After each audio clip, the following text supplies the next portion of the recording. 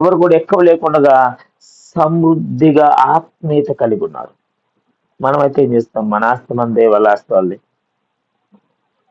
మన క్రైస్తవులైన బీది వాళ్ళైతే బీది వాళ్ళే, తిన్నేకి లేకపోయినా మనం పట్టించుకోం. ఇప్పుడు అప్పుడు అలా కాదు. ఒకసారి మేము సేవ చేస్తామంటే చావడానికైనా సిద్ధపడతారు కానీ వాళ్ళు వెనక్కి తిరిగి వెళ్ళేవారు కాదు. అలాంటి కఠినమైన సేవ చేసిన వారు.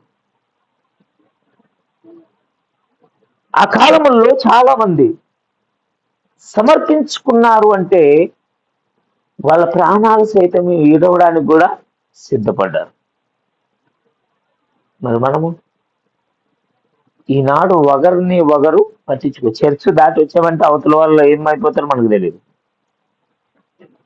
మనకు అనారోగ్యం ఉన్నా, ఆరోగ్యం ఉన్నా అప్పుడప్పుడు ఎవరి గురించి ఎవరు అడగనగానే అడగరు.